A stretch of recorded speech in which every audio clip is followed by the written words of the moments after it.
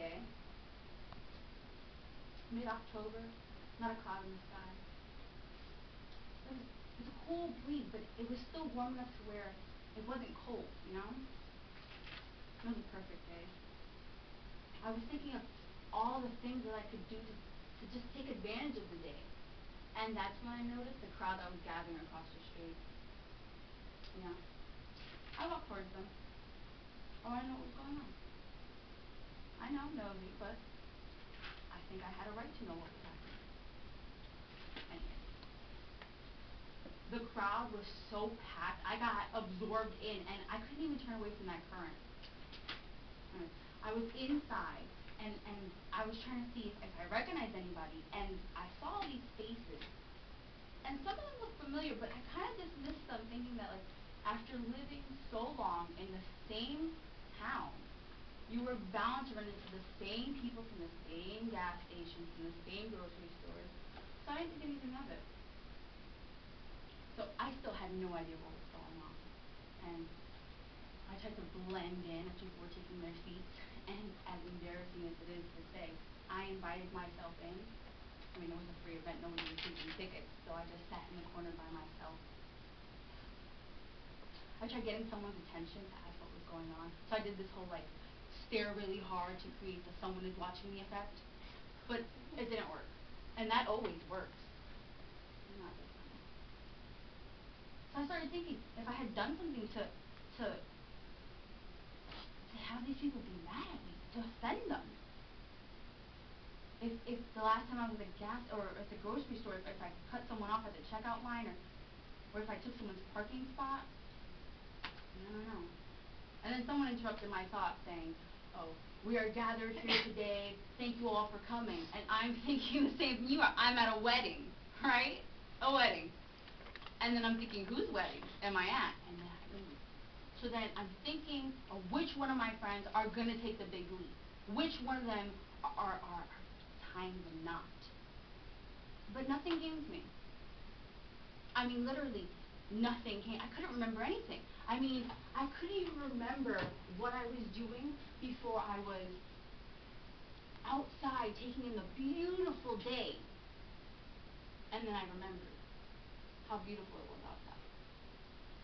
And how many things I wanted to do. And the fact that I was inside, not doing those things, with all these people that I barely knew. And that's when I decided, wedding or not, I was not going to stay here. So I got up and slowly, quietly, tried to go to the door to let myself out, and that's when I heard it. This high-pitched, blood-chilling scream. I froze. I mean, I didn't want to see what was behind me. I didn't want to see what this person saw. So I did what they do in the movies. I was holding on to the door still, and I slowly turned around to see what was going on. But there was nothing there, so I don't know what this lady was screaming for. And then I heard it again. And then my stomach dropped. This wasn't a wedding. This was a funeral. A funeral. I had crashed someone's funeral. There are special places in hell for people like me. I felt so horrible. I mean, I crashed. Does that? And I'm sitting there and I'm just like, I don't know what to do. I felt so horrible. And then I felt embarrassed that I had all these thoughts about taking a walk on the beach and just taking in the day and reading a book and the sand in my toes, and these people were here mourning the loss of someone they knew. I didn't leave. I don't know what it was, but something just told me to stay. Something caught my eye. It was like a glimmer of something. I don't know, it was like a sequin off a shirt, or like a diamond ring, or like a mirror, like a mirror. But I don't know what it was. But it caught my attention, and so I walked towards it. And so I really didn't care what the people were going to think. I just did it for myself. And I got to the front much too soon to properly prepare myself if that was one of my friends laying there. When I got to the front, I looked at the immediate family sitting in the row beside me, and I just stopped. I mean, everything came back to me. I knew where I was, what I was doing this morning. I know who these people were, and I wasn't liking what it was pointing to. I saw my mother there, screaming, again, screams you don't forget, and my sister next to her, with her head down, barely looking like herself. And I tried to look for my father, and I couldn't find him. I mean, I looked everywhere. I started to panic, searching the room for my father, and I couldn't find him. And that's when my eyes landed at the front. There was a man in his Sunday's best.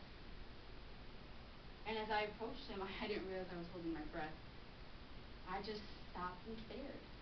I froze, speechless. My father got up and returned back to my mother. He sat there beside her, took her hand, not for condolence, but more like he needed something to keep him grounded, as if he was going to lose himself without it. Then I turned back, and I just stared for hours, for what seemed like hours. I mean, I don't know. I just stared until they closed the casket on my lifeless body. Oh. Sorry guys, I'll see you later.